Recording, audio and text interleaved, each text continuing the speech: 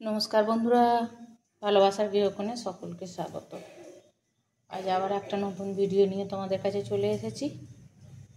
আজ একটু তাল ফুরুলি করব, তো সেই জন্য এখানে নিয়েছি তাল আর গুড়, আর এখানে নিয়েছি আটা আর নুন, আর একটু কড়কড়ে ভাব যাতে হয় সেই জন্য একটুখানি ময়দা দিয়েছি, অল্প একটু ময়দা দিয়েছি।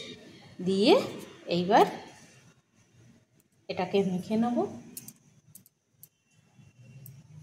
এবার তোমরা চাইলে এখানে বেকিং সোডা বা বেকিং পাউডার দিতে পারো, কিন্তু বেকিং সোডা বা পাউডার দিলে না তেলটা খুব টানে আর কি, সেই জন্য আমি ওগুলো কিছু দেব না।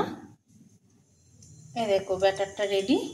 তো এটাকে কিন্তু খুব ভালো করে ফেটাতে হয়, নাহলে কিন্তু শক্ত ঢিপ ঢিপ মতো হবে।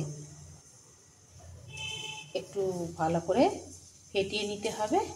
আর তোমরা চাইলে বেকিং পাউডার বা সোডা একটুখানি দিতেই পারো, তাহলে আর অতটাও ফেটাতে লাগবে না। তো এইবার আমি করে নেব। আর বেকিং পাউডার দিলে একটুখানি রেখে দিতে হবে, মিনিট 10-15 চাপা দিয়ে রেখে দিতে হবে, তাহলেই ওটা ঠিক হয়ে যাবে। দেখো বন্ধুরা, আমি প্রথম তাল পুরুলি করছি। তো তোমাদের সব করা হয়ে গেছে নিশ্চয়ই।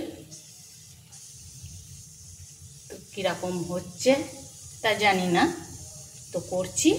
তো খুব একটা পুরুলি গোল শেপ দিতে পারছি না, তো হচ্ছে, এইভাবেই করি, এইভাবেই হচ্ছে। একবার করে তুলে নিয়েছি, দ্বিতীয়বার দিয়েছি। দেখো, ভালো লেগে থাকলে পাশে থেকো বন্ধুরা।